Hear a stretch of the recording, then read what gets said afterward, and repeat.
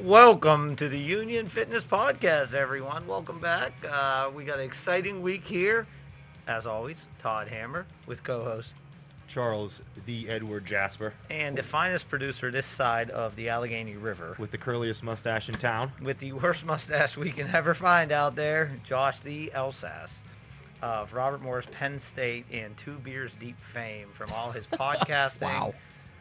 athletic prowess, if you will, all the things he's done throughout his life. What an interesting guy. You know, we don't give enough credit to him, but I just want to say thank you, Josh, for all you do for us. Thanks, Todd. You got it, brother.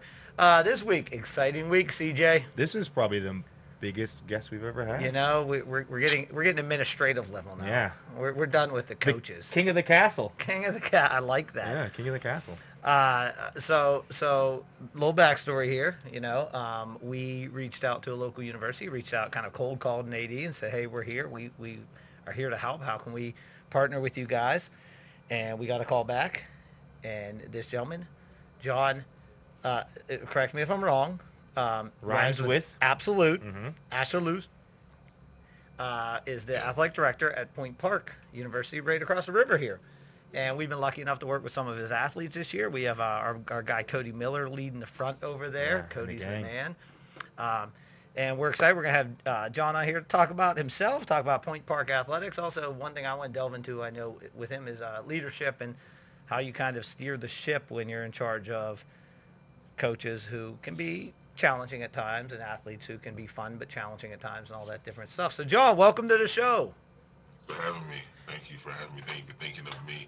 And just let me first say, you know, the partnership has been great. It's been unbelievable. I think it's continued to make dividends within our athletic program. And it's kind of like legitimized our athletic program with this day and age because, you know, a college athletic program without strength and conditioning, you're going to hit your ceiling. And just you guys working with us and it just kind of gives us more of that legitimate college athletic feel. So I really thank you a lot for, you know, making you guys available, being flexible. It's been a great partnership. So I can't tell you how many times I have student athletes that I walk by. I just say, hey, thanks a lot for doing that. Thanks for getting those guys in here. It's been really good. They look forward to you guys coming and them getting a true strength and conditioning workout from guys that are, you know, the good thing too about you guys is you guys have most of you guys have worked in the college athletic world. So, you know, we're getting our own college strength and conditioning coaches, you know, so it's been really good for us. Thanks. John, what year did you get to Point Park? Guys, 2018, September. 2018, bummer. Yeah, 2018 is when I got here. September of 2018 is when I started here. So we're a big Point Park podcast. My brother was a rugby player at Point Park. He graduated in 2016. And my partner at Thoughts from the Bench, Derek Whiten, was a goalkeeper at Point Park. Wow. He graduated in 2015. So now you have new contacts. Hey, man, PPU for life. That's great. Hey, I need their addresses before we're done because I need to solicit them for some donations. Our fundraising efforts here. So we run a tech startup. We don't have any money. You guys are gonna have money soon, though. You're in the right business. You're gonna have money soon. So we'll wait. The first funding we get for Thoughts from the Bench, it's going right to you. Got it. We're ready. Let's take over the world. We'll donate. We're for this. Well. Josh has never had the first question, so this is exciting. Yeah, this is like pretty exciting for us. So tell us about you know, your experience, how you got to where you are today. I know you're from Toronto, and I have to say this, being that you're from Toronto. Toronto is famous for one thing: having the worst rapper ever. Ooh. Wait. That's very mean. I had to go. It better not be the guy with the name start with a D. It better not be him. It better be one of the old rappers I was trying to catch up for. It can't be the guy with the name. He means Justin Bieber. Yeah. Oh, okay. Yeah. Okay. Yeah. He's not that good of a rapper. Clearly, I was speaking of Justin Bieber. Okay. And not The Weeknd. Halftime Super Bowl spectacular. Let me ask you, did you enjoy the halftime show? I mean, it was cool. The Weeknd is like, I don't think he's a halftime show type of guy. So when I heard that, I was like, The Weeknd at halftime? I was like, okay, but I mean, it's another Torontonian on the national stage. So I was happy for him. It was cool. It was good. I mean, there's a lot of memes that came out of it. So hey, City. You know, we'll take that. I knew I wasn't really feeling it when I realized I was scrolling Instagram halfway through because I was like, I just kind of. It wasn't like Yeah. He wasn't holding your it wasn't attention. Prince. Yeah. Yeah, it's not a show. He's not like a showmanship that's gonna get up there. Like I was like, it didn't match when I was like, Yeah. when I heard, wow, he's getting. I was happy, but I was like, that doesn't really go together. Halftime and the weekend, I was like, that's so. Well, all right. So tell us how you? I know you've only been there for a few years now. So tell us how you ended up there. Just I played college athletics. I played Division I basketball at University of New Orleans coming out of high school. Like you said, I'm originally from Toronto, Canada, and then I transferred, finished my college career at Xavier University in New Orleans, Louisiana, and I just got right into the world of athletics right after finishing. I started working on a college basketball team at a community college in Texas. And I was just, at that point, my dream was to be a head men's basketball coach. I went to a couple of different places. And one of my last stops on the basketball side was at Duquesne University. I came to Duquesne University. That's what brought me to Pittsburgh. I was working on the men's basketball staff at Duquesne. After that, I left. I went to East Carolina University, worked there on the men's basketball staff. And after that, I kind of had like a shift in saying, hey, I might want to move to the administration side. Fully, a lot of my mentors and people that I was working with were kind of like, at that point I was in my mid to late 20s, and I was like, I was still trying to figure out, okay, do I want to chase this head coaching thing, or do I want to do something different? A lot of people that I was talking to that are my advisors and I believe in, and just said, hey, why don't you try the administration side? And I've always kept an eye on, like, every school I've worked at, I've always kept an eye on, like, a close eye on, like, the AD and how they do things. Now, it always piqued my interest. So I was like, hey, let's give it a try. And it just so happened when I made up my mind to try to give that side a try, I didn't know which level. I didn't know high school, college, university. I didn't community college, university. I didn't know which way I want to do. So there was a high school AD job that opened up here in Pittsburgh at Sealand High School. I threw my hat in there and went through the process, got the job there. So I started off as a high school. And at that point, I was like, okay, I could just be a high school AD. I'll be happy with this. I was there for a couple of years. And dominated there. Oh yeah, I got in there. Yeah, I got in there at a good time, man. We state championships on the women's basketball, men's basketball. There was one year that I was there, and at the state championship game, we had the men's team played one day, and the women's played the next day. We had both teams at state championships, and our football team was unbelievable. Was Luke Brumbaugh your quarterback? Yeah. Luke was our quarterback. Yeah. All right, that's my guy. I coached him for 4, maybe 5 years, Robert Morris. I don't know. Probably 6 or 7. Yeah, he might have hung around a little bit extra. Luke is a good kid, man. I always liked Luke. Yeah, really is. Yeah, so I was there for a couple of years. We had an unbelievable run while I was there. And one day one of my friends was telling me, hey, you ever thought about going to college route? I'm like, I don't know if I would ever get the chance. I'm entrenched in high school right now. We're doing well, but I was like, you don't really read out there too many guys going from high school to college as far as ADs. You see this as far as coaches, like football coaches, things of that nature, but not AD. So a job opened up at community college Beaver County, and I was like, let me see what happens. Let me just see. At least I'll get the experience of doing an interview at the college in case it ever comes up again. So I got into that.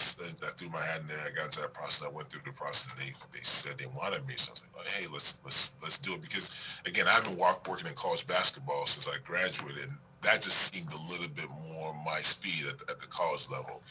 So I was at community college Beaver County. We did a lot of neat things there. Added more sports, stabilized some of the teams, and then I went over to CCAC for a little bit because, again, trying to climb my way up. CCAC was a bigger school than CCBC. I had more responsibilities, 4 campuses. So, it was just a bigger job that would help me in terms of moving up the ladder.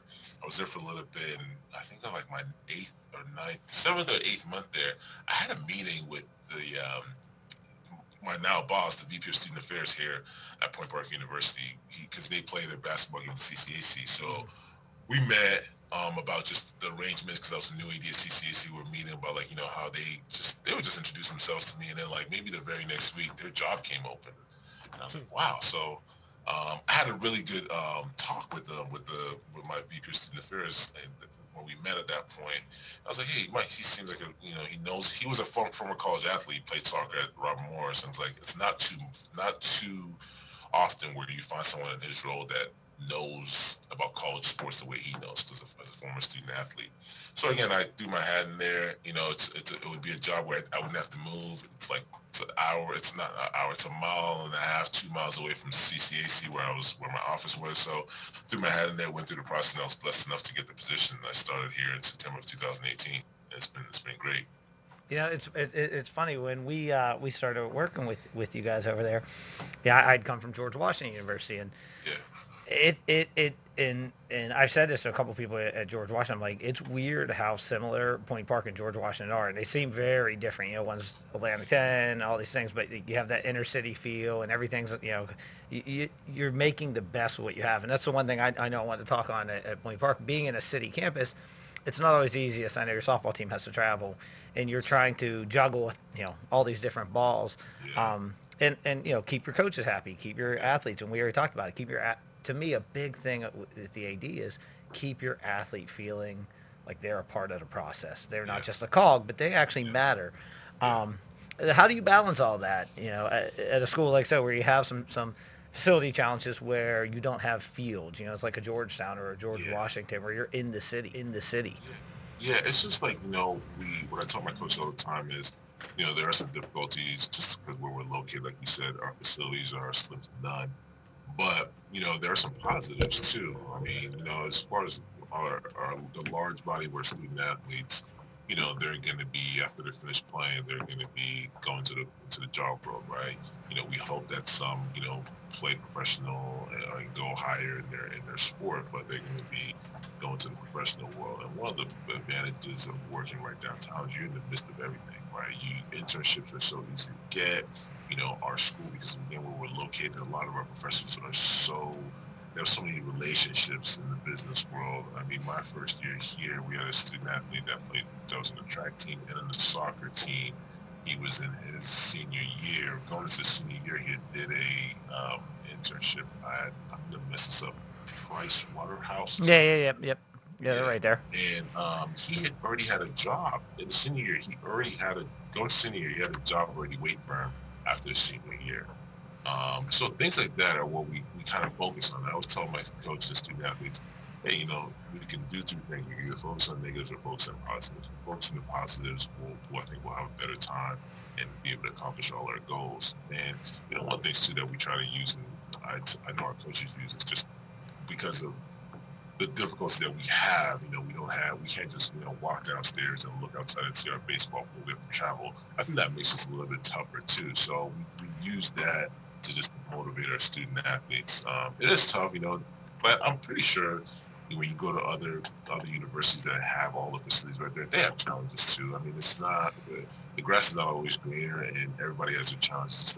It's what you determine to focus on, right? And I think we try to focus on the positives.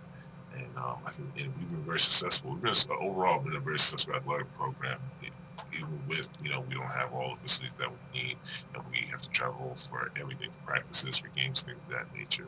We make do the best as we can. We make different partnerships, just like how we have the partnership with you guys for the strength and conditioning. We just try to do those type of things to give a more legitimate feel and kind of get the engagement of the student athletes. Because like we said, the number one thing is you got to keep your student athletes and your coaches engaged. If they check out, it's a wrap. You're not going to have a successful program. Absolutely, and I know. I mean, one thing for us is that's been a huge thing with the college teams that we do work with, is that offering that Division I kind of experience for the athlete who isn't necessarily Division I. Because I know for me personally, the one thing that shocked me when I got over there was the level of some of the athletes is higher than I expected. Coming from a guy who, CJ has been in a national championship game and won AA football, and seen high level, been with professional baseball.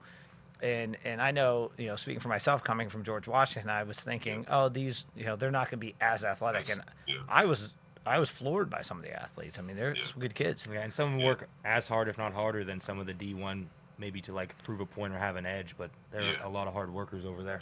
A team usually takes on the characteristics of their coach, right? If the coach is, you look at West Virginia basketball, Bobby Huggins, how hard-nosed guy, and that's how his teams play. So I like to say the same thing about our student athletes. They take on the role of coaches, and I think our coaches take on the role of my characteristics as an athletic director. I think that those are the type of things that I'm not afraid to get my hands dirty and work hard. And that, as a student, as an athlete, that's the way I was. I wasn't the most talented, but I just worked hard. And the same thing in my career, just work hard to try to move up the ladder. So, can't be afraid of hard work, and you got to have a little bit of greatness, a little bit of resiliency, and, just a little bit of toughness. So, mix all that up, and you'll be successful in whatever you want to do.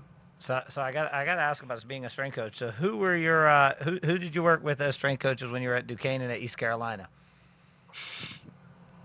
So at East Carolina, it was so football focused. Yeah. The football team was unbelievable. Like, the football team just kind of Jeff. Everything. Like, we would travel charter flights with the football team was so good. So like, I know that I can't recall his name, but there was like a. I can't recall his name. I'm sorry. It's been so long ago. That's all right. I knew Jeff, who I think still there. Jeff Connors, who's with football there, older gentleman. Okay. He was a big influence to me personally as a strength coach, and he's had quite a few people I've known working. That's why I asked that one. Obviously, Duquesne, I've known, obviously, being at Robert Morris for a long time, the different strength coaches who've been through there as well. Yeah. Because and it's funny, you were talking about, hey, I was here and I met this person, talked to this person. And I think so many, and this is something that, you can give to those students, so many of them don't understand that everyone knows everyone. Not just in athletics, because I remember the first time we met and I had GW jacket on. You said, where'd you get that? You said Mojo immediately. I'm like, Mo's a great guy. Mojo just had a kid. Oh, yeah? 2 days ago. Wow. Sent me a picture. Dang. Hey, he's a dad. But it's funny. And then, he ends up, being let go of George Washington. Now he's an assistant to George Mason, working with a good friend of mine that I used to work with over there. So I think the students understanding, and you said that, being in the city, everyone knows everyone. And Pittsburgh's even worse. Yeah.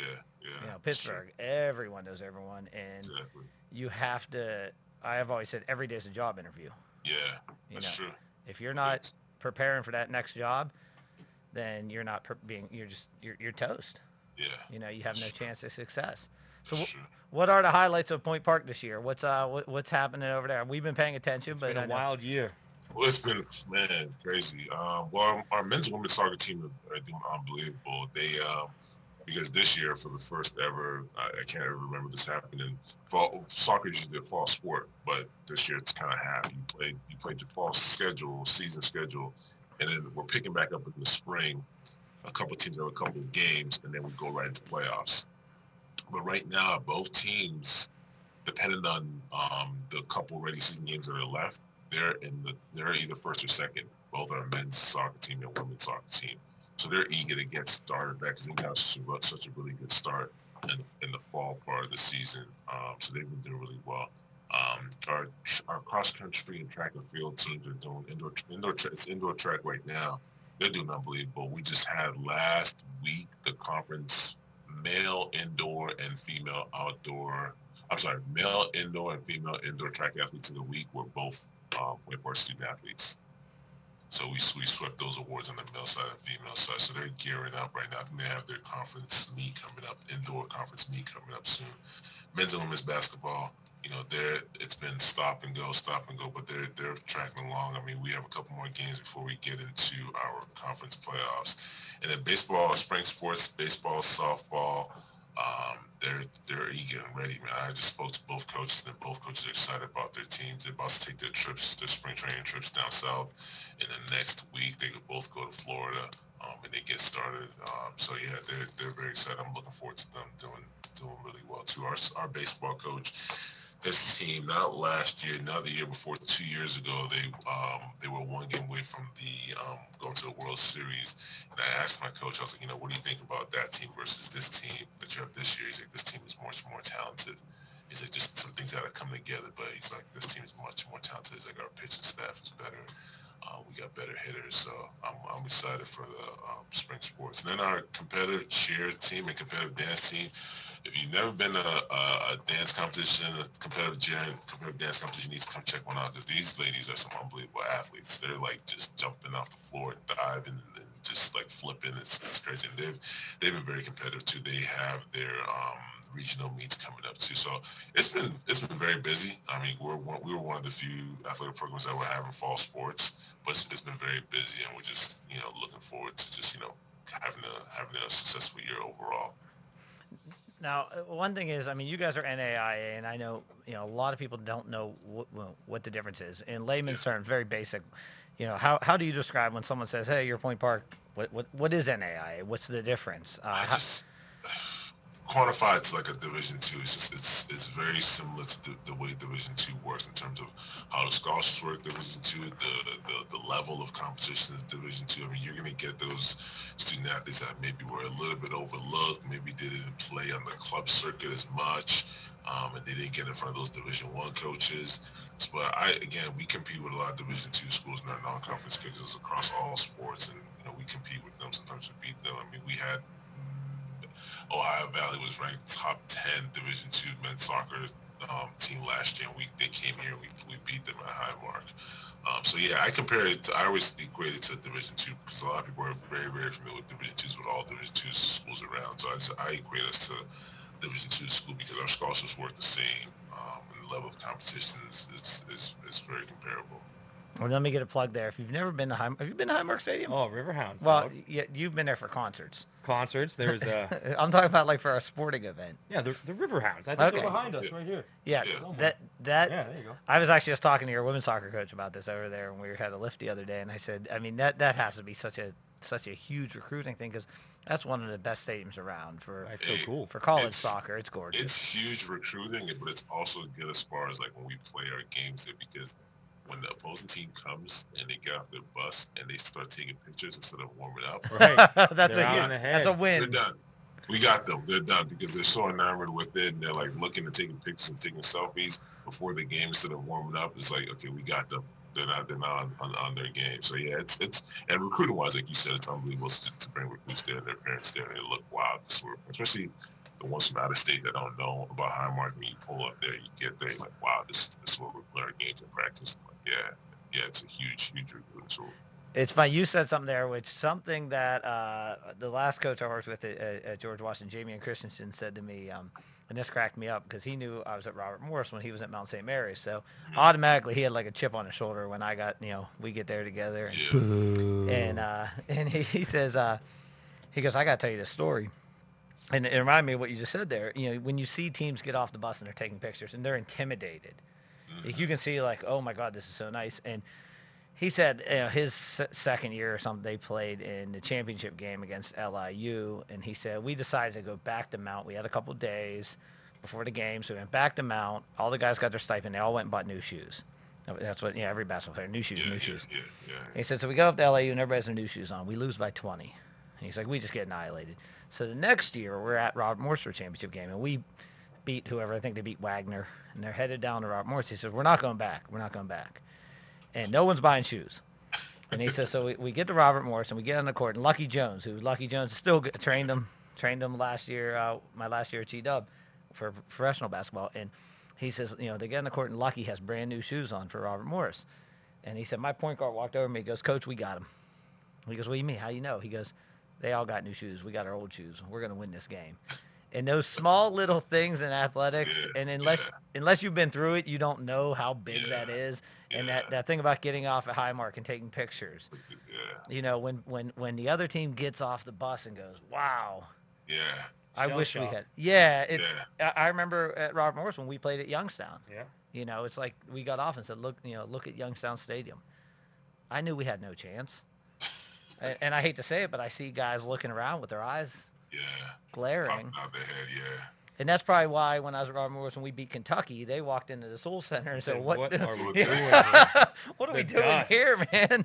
Let's go Where's the home. real gym? Okay, get us out of the auxiliary gym. Where's the real gym? Where we Right. playing at? You're absolutely right. I remember that Kentucky game. I remember when we went to North Dakota State for the championship game, game North for Dakota State, football. yeah. Same thing. They got off the bus. They got in there. They're like, "Oh, this is like a real thing," and like the fans were like packed, and there were dudes in like bison outfits and stuff. Yeah. I mean, like, Choreographed chants. and Real, everything. Yeah. real Fargo Like people. an actual, yeah. yeah, Penn State has the same advantage with their hockey rink. That I saw an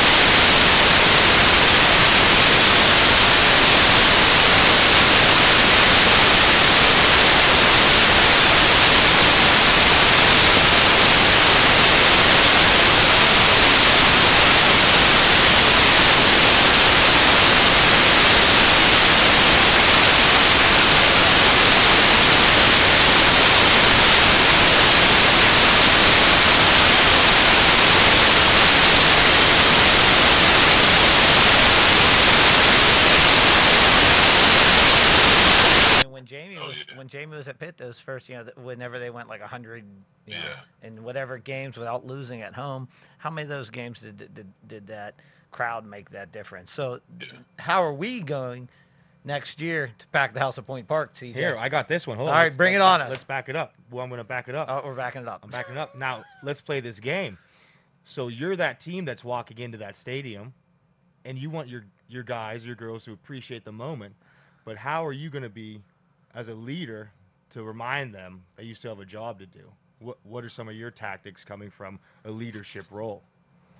Well, I've seen coaches do this before. I've seen coaches where, like, if they've been like an opposing coach coming to Point Park University, and they've been to Highmark before, and they've played at Highmark before, and they've seen that their student athletes, the way they react to the pictures. I've seen them do like a rehearsal where they'll come in a day early, they'll bring their team to the field so they can do all that stuff a day before, not on the day of the game, a day before, and get all that stuff out of the system. And then day game, okay, boom, because we've already gotten that stuff out the way. All the butterflies are out. Again, all the butterflies, get all the pictures, get all the surprise, and just walk around the field and get a feel for it. I've seen coaches do that because you don't want some of your players the first time being on the field and seeing that atmosphere, seeing that. You don't want it to be like right before the game.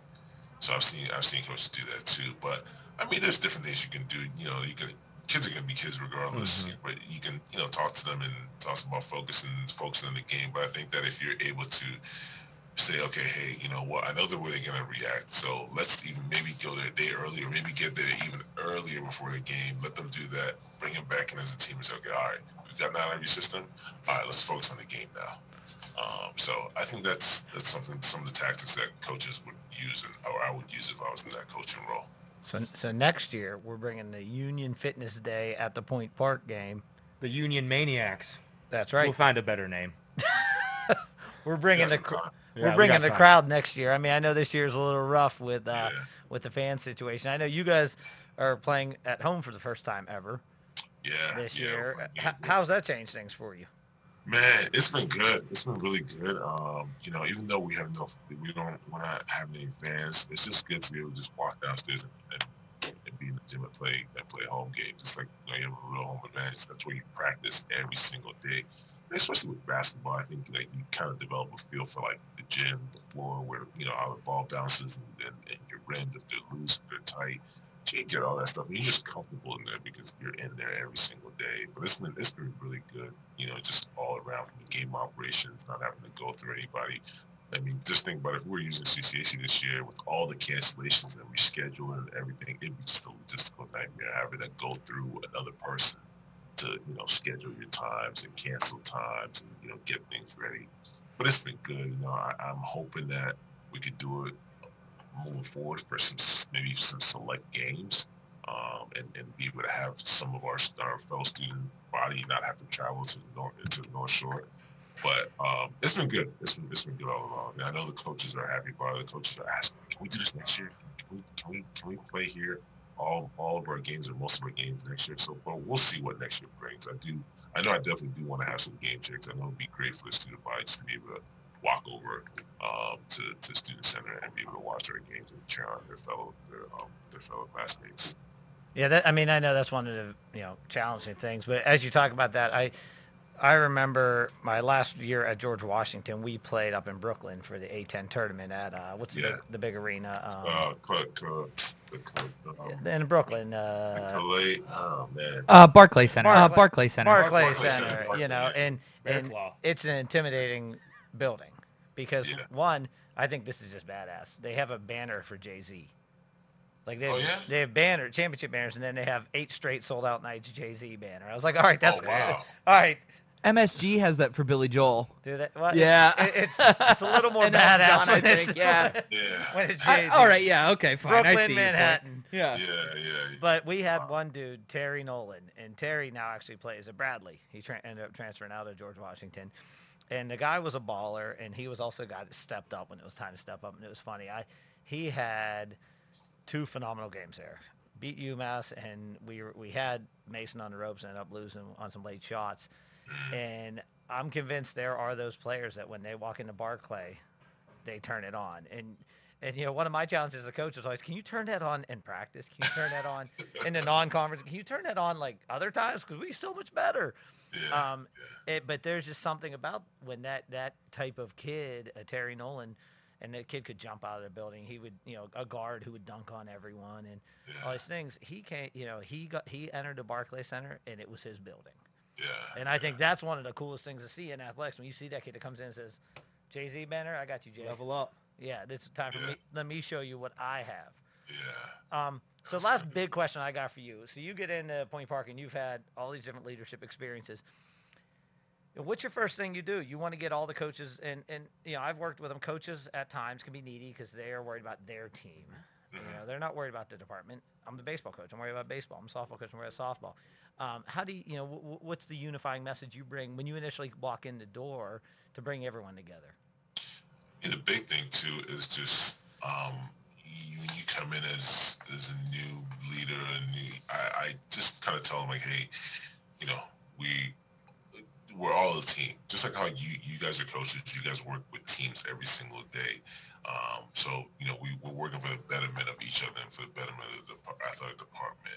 One of the things too that I've worked on and what we use here almost as a motto is and you'll see if you go on our Twitter pages, you'll see it all the time. We use the hashtag One Big Team, and I think that's really helped galvanize the athletic department to really work together. So I think the one thing too that is different about me as an athletic director that the coaches respect and the coaches, I would say, maybe listen to me a little bit more is I've been in the shoes, right? I've been on the coach's side. So I think that credibility, helps me in terms of, trying to get everybody to work together for a common cause. And, on the student athlete side too, I like to think not too long ago, I was in their shoes too. So again, what I say kind of resonates a little bit more when I'm talking to them because they know I'm talking from experience. So that's really helped me in my career in terms of, working with coaches. Like you said, coaches are tunnel vision. They're worried about their team. They're worried about maximizing their opportunities. And sometimes it could get a little bit narrow vision where they're not, worried about, like, for example, if we're sharing gyms, our men's basketball coach will be like, I need this time. I need to get ready. I need this. But also, like, women's basketball needs time too. Volleyball needs time too. They're aspiring to do exactly what you want to, what you're trying to do too. So it's like, just making sure that they're able to understand things from different point of views. And again, it is hard at times because, like you said, coaches are coaches. You know how coaches think. So it's, speaking from experience, being able to have that credibility of, I was a coach. I understand, your battles and what you're trying to achieve.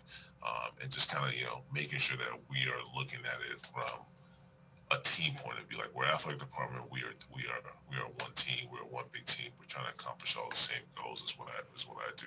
And I try not to be overmanage the coaches. I try to give them a little bit of autonomy and own what they do.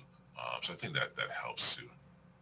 Yeah, I think, what you said there, creating kind of a mantra, something that says, hey, this is us. This is how we come together. Yeah. And doing that can make such a big difference. Creating that one, that phrase or whatever, that rally cry, Yeah, it went, I'm going to go back again to the last coaching job I had in at George Washington. They love to play their fight song. I mean, they play that thing 15 times a game. And I remember one of my assistants said, they play it too much. I'm sick of it. And I was like, you know what, though? When teams go on the road, I remember when the gymnastics team went out to Oklahoma. The governor of Oklahoma was a G-Dub alum, and they broke out into the fight song with the governor of Oklahoma. And there's a video on Twitter of the team doing the clapping, doing the arm pump and all this. And I was like, that, and I don't want to use this word, but I'm going to. That's how you create a cult. You get that cult, like everyone's on the same page. And culture, not cult. That's safer. Yeah, but you create that, like, hey, we're here, man. We are so with you. Josh is getting pumped up in his room. We are Penn State. Oh, Josh. He's on the fourth Red Bull. Yeah. Josh spent 4 years working at Penn State, and I spent 4 years matriculating at Penn State. Yeah. And I can't stand Penn State and hope they lose everything, and Josh still, for some odd reason, thinks they're a decent school. Well, it's because I have a Big Ten championship ring and you don't. Touche. Tucci. Wow. That'll do it. They lost yesterday. I think they lost yesterday night to Michigan State. Yeah. That That was was a weird team. That was this a year. fun. That was a fun little year where basketball was good, and now they're back to being basketball. No, listen. I worked at University of North Carolina Chapel Hill back in early 2000s. Yeah. When who's the coach he was on West Virginia staff as an assistant last. The guy they fired at Penn State who took him to the Sweet 16 beat Chambers? Chapel. No, I can't think of his name. He beat Carolina in the NCAA tournament to go to Sweet 16, and then 2 years later they fired the guy. I can't think of his name. Jerry Dunn. Jerry Dunn, yeah. Jerry Dunn, the old guy, Yeah, and they fired the guy. It's like he took Penn State to the Sweet 16. What's wrong with you? I mean, it's Penn State. They don't win in basketball. No, they don't. So I've seen a couple of decent basketball games at Penn State, just for the records. My third out there. So CJ, you got anything else today? Yeah, for I guess us? I'm gonna put you on the hot spot real quick. On the the hot seat. The hot seat. So, as an athletic director, do you still train, or do you still get on the court and throw it around with your athletes at all to show them you still got it? Someone just asked me that yesterday. One of the athletic trainers asked me, like, so when's the last time you played basketball? And I was like, man, I don't think I've touched the ball for like close to 3 years. Oh, it's like Space Jam. It's and he can still beat all of us. Yeah. So so the funny thing is, my second month here, a bunch of students approached me about a charity staff versus student game. And I'm like, I'm still feeling my way around. I'm like, nah, I don't think so. I'm good. But then my boss came to me. My boss was like, John, we need you. You're playing. I'm like, all right, sure, I'll play. And like we got the game, started the game, and like I was just taking it easy. But then one time, like I went up to lay the ball up, and one of the students undercut me. And I was just like, it just got real serious. I went to him, I'm like, nah, I was like, I'm coming right now. And like athlete mode. So we were subbing like every 2 minutes. And I told my boss like, nah, leave me out. And I was just like, it just got back. The adrenaline just got back, and I was just like doing stuff. I was so sore, very like. I was so sore because I was like, man, because prior to that, I probably hadn't picked up the ball for like 10, 12 months. But no, these days I'm watching the game. I'm like, dang, these guys are so physical. I'm like, can I actually even get in with this? Because it looks so different now because I'm so far away from it. But I mean, only thing I do these days, I just work out. I go to the gym. I throw around some weight. I work out like 2-3 times a week. That's all I do. But basketball, I haven't touched it in a while. That's the official administrator's answer, because we have to get you in touch with our good friend Rick Cantor, who's a deputy AD at Longwood. Okay. And Rick used to work for me, and we asked a similar question, and he said, "Yeah, I throw some weight around." He said, "I do something that sucks every day for 60 minutes." That's what his exact answer was. Yeah, so Rick, he keeps moving, and I said, Rick, you still deadlifting 600 pounds? And he goes, no, just staying healthy now. Yeah. So that's and I still have never had a job where I have to wear a shirt with a collar, so I wouldn't know what's like that to change at work. Change into my clean shorts. Yeah. Sweaty shorts. I changed T-shirts twice today. Yeah. All right. Well, hey, John, man, it was awesome having you on. I know thanks a lot. We'll be over Friday to have some fun with the teams again. You Definitely. have any parting thoughts for us, brother? Any leadership quotes? Anything you want to throw our way? Make us better? Oh man, I just leadership quotes. One thing I live by is don't expect others to do it if you're not gonna do it yourself. That's one thing I always think about in terms of my profession. So like if I can't do it, I'm not gonna. If I'm not gonna do it, I'm not gonna expect my staff to do it. So again, going back to get my hands dirty, I'll get my hands dirty. I'll wipe the floors. I'll help change the net. Doesn't matter what it is. It's all under the job description. So. I mopped the bathroom overflowing twice today. Mm-hmm. He let us know. So I did. Fine. I told everyone, hey, everyone, I did that. Yeah. There's nothing. You're allowed to tell people, right? Yes, you can. Yeah. All right. Yeah. Well, hey, thanks again for coming on, and we appreciate it. Appreciate it. All right. Go Pioneers. Man. Heck yeah. Yes, go Pioneers. You guys have a good night. You too. You too. Thanks. All right. Bye. So, Siege, just got done talking to John. Say it. Say his last name. Rhymes with absolute. Ashaolu. Ashaolu. John Ashaolu, who's the athletic director at Point Park University. And he's a baller, too. He threw back when he said a kid undercut him, I saw the rage in his eyes, and I couldn't even see him. Yeah, he was mad. So what all teams do we train for Point Park? Honestly, How do we help out? Point Park, we just grew. So at first, Cody, Ham, myself, and now we added the interns and Dave. We're coaching just the women. Basketball, softball, I believe volleyball. Just those three. Basketball, softball, volleyball. And now, this semester, added women's soccer, added men's basketball. I'm not sure yet if we're working on the baseball team, but I think it's working. Ooh. And then That's their bread and butter. That and a soccer team, that's what they really recruit for that. you would think. I mean, I'm sure the basketball team being in city, you're gonna. Oh yeah, you get the best And, players who didn't go anywhere. right. Yeah. Because they don't want to be. We just talked about this. That's why Penn State's probably not that good. Right. Because they don't want to be out in nowhere country. Right. They want to be here, and then we even get to work with Chatham. Yeah. So you have my favorite sport in the world. I know, and I'm very lucky because I think hockey players are just. We're they built can be- different. they You can could be- say it. They can be jabronis here and there. Yeah. But when they're in there, they work hard, and Oh, they're yeah. hard-working jabronis. Yeah. So I could tell them to bash their head off this wall to play to some EDM music, and they would bash it to the As beat. long as it's to Galantis or something like Right, that. Yeah. right, some like Russian techno beat. Yeah. That's my crew. So you have the men's hockey team at Chatham. Do we also have the women's hockey Women team? just came aboard. That's awesome. So the men came because the assistant at RMU is now the head at Chatham, Matt. Mike Gershon. Oh, I didn't know, Mike. Okay, Gershon. go ahead. Yeah, I think he was probably a year after you. Matt Nicholas is who I was Yeah, thinking of. yeah, I didn't get to meet that guy. Okay. Called me up over the summer when Corona happened. We were talking, hoping it would happen. Pulled the trigger in the fall. Rock and rolled. Corona struck again. We got pulled back. And then with this semester coming up, now they're playing games. The women wanted a piece because the guys were hyping it up so much. Yeah, that's awesome. So we're going to try to grow that there too. That's super exciting. And the women's hockey team at Chatham was groundbreaking that they even existed. Right. At right. such a small school to take on hockey, let alone women's hockey, was just awesome. And apparently they did pretty well last year. They've Yeah. been doing pretty well. They have a new head They're coach. competitive. Yeah. And I think they're going to pull off. It'll be surprising how they work this year. I mean, Gersh coming from a D1 is going to give them a D1. Oh, yeah. And And Robert Morris, too, knows how to be the underdog in the hockey world, which it might sound goofy, but, like, you know, in hockey in particular, and not necessarily at the their D2 level, 3. D3 level. Yep. D3 level is a little bit more wide open. Kind of everybody has one. But even still, there's, like, you play D3 at Penn State, you think you're, like, the man, right? Mhm. Versus playing D3 at Chatham. But, like, being the underdog in hockey is a lot easier, I think, than, like, a football or, you know. Sure, you could sleep on them for sure. Exactly. And then they'd still knock your teeth out and score some goals on you. Still need skates and a stick, right? You got to play. Yep.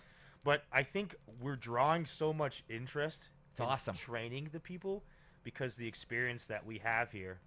And I'm going to toot Union's horn here, but all the coaches we have years of D1 experience. Yep. They have professional experience. Yep. We got Grayson, worked with Arizona Cardinals. Ham, straight Is Olympic that good? athlete. Is Is that okay? Is that good? I don't know. I don't know. I worked with the Mets. I've been in the national championship for D1AA. I worked with I hate to say this, Ohio State Buckeyes. Don't hate You to know? say that. I I just- hate no. you for saying it. I but- hate saying the. Oh no! Come on. Yeah. They're. No, I they- saw a graphic the other day that it was like, what if every school that actually was the largest based on student body made a conference? And it's like, the Ohio State is the only one from the Big Ten that's represented. That's fair. Oh, that's not true. Illinois and Minnesota are there, but still. The year I was with Ohio State was I think they had like. We 30 talked about it. They had JT Barrett and They had Braxton Miller. They Braxton had, Miller. the dude that took them to the championship that year, Cardell Jones. Yep.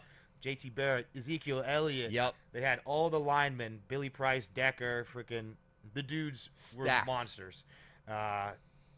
D1 up and down, Mhm. or first rounders up and down. Yeah. And I think at Union, we're going to find out. We're going to break the surface. This is our first, not even a whole year yet, of working with athletes. And I love training athletes. Right. Because they work hard. They have a purpose to it. I Yeah. love training myself in classes, but I think it's cool when you have, like, you're here in the weight room training for your sport to show that it's important. Yeah. that if you bang and clang hard in the weight room, you're going to build team chemistry. Yep. You're going to get stronger. You're going to be Yep. faster. There's a translation, an equal translation to I work hard here. I'm going to work hard here. I'll have success. And because I work hard. this is a fairly uncommon solution in athletics right now.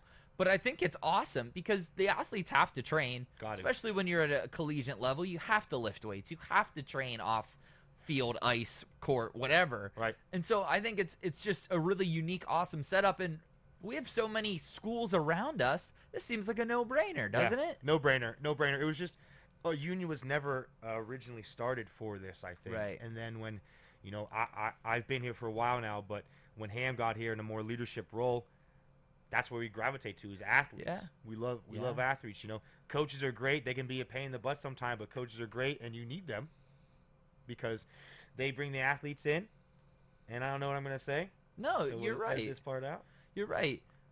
I think it's awesome, and I think what's really cool too is, you know, the Pitt powerlifting team trains here. Pitt powerlifting trains here, and that's Curtis hates when I say that, but those are his babies. Oh, he was in there yesterday, stomping around, watching all of them, like you know, hey, this here. I mean, it was awesome. A proud father Yeah. to his children, and they look up to him like he's freaking Arnold Schwarzenegger. Oh yeah, they do. They really do. Which is good because they need to, because they don't have any older figures to. They just learn off what the previous classes learned. Yeah. But they have an experienced power lifter who gets hands-on and shows them techniques and is not afraid to work with them while he's training. And you don't get that at a lot of places because they focus on their training. But, I mean, Curtis wants powerlifting to grow, and if the youth learn how to train like Curtis is trained, they're going to be successful, and they'll pass it on. And, I mean, our college scene is kind of blown up. Yeah, I love it. Athlete, powerlifters, I mean, there's no reason that we can't dominate in the sports industry. I'm excited to see what we do in the summer, too. I'm hoping to get some athletes in the summer to stick around and do internships. Yeah. And even if they're not from Chatham or Point Park, we could pull from Pitt, we could pull from Duquesne if they're here. Yeah, if they want you're to. here. But I mean, those schools have strength coaches. Union is basically a giant. We're a Power 5 strength coach staff, no doubt. Right. It's awesome. And we It's have more really cool. coaches. Yeah.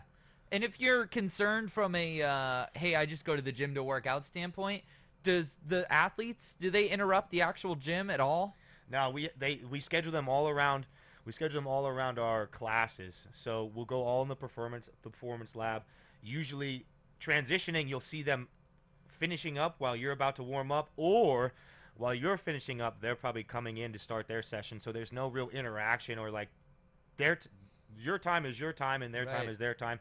And even in the back here in the open lab, we really don't have any interaction. No. Maybe one or two like makeup lifts, but it would just be a normal training session. Somebody in there working out. Mm-hmm. So if people are worried about that, they have no fear. I think too, it is fun. Like when I come in at night, they're walking in the same time I am, and they're buzzing. Yeah. It gets me going. You transmit energy. You pass on the energy. I can't imagine being a class walking in as they're finishing up, like, because there's some stank left on that room, and you got to go in there and there's get some sweat on the window. Yeah. And I think some of our members are hyped up for it. Oh, I love it. Sure. I mean, like I said, it passes down energy. If you were dragging from work and you walk in and you see a bunch of sweat dripping on the windows, the music's up, guys are clapping up, they're supporting each other, that gets you already warmed up and ready to rock for your class or your training session. Last night I was in there squatting, and the Pitt powerlifting team was getting after it, but the mood wasn't right. The vibe wasn't right. The tune set the mood. So we switched up the tunage, and man, they started going after it. Sometimes you got to crank it to 11. I love it. Sometimes you have to Spinal Tap, crank it to 11. I love it. It was absolutely, it's awesome. I think it's the best. Plus, just being around us old guys, us old heads. Old heads. Yeah, we gotta, we gotta vampire them a little bit and suck their energy. Heck yeah. Yeah. Or even we suck their energy. We give them advice. It's a trade. Yep. It's a work trade. I love it. I think we need to do a podcast on training and music someday. I would love that. We got into a delightful discussion yesterday about external, internal, and I want to save that for another CJ's Corner because I need to get a deeper one. I think that's going to be interesting. Maybe we'll just kick Ham out every time for CJ's Corner. Yeah. I like it. He checks out sometimes anyway. Yeah, I mean, he's just a windbag, and when he's out, he's out. It's fair. And he won't hear this, so everybody go tell him that we made fun of him. Please. He There you doesn't go. watch his own shows. No, he doesn't. Congratulations. All right. This has been the Union Fitness Podcast. Thank you all for tuning in. Thank you so much to John. Absolute. Ashaolu, for joining us, the Point Park AD Director, and thank you to all of our student athletes that trust us to train them and the universities that send them here. That wraps up this week. We'll be back next week with Curtis and CJ. Yeah. Jesus. The Curtis B and show. Jared. It's okay. I'm not sure what they got on tap, but they have had some really awesome training advice and fitness advice, and They might have a special guest named Goggins, one of the best powerlifters in the world. ooh, that's pretty cool. Yeah. All right, so you're gonna want to stay tuned for that. Thank you all so much for tuning in. We'll see you later. Cheers.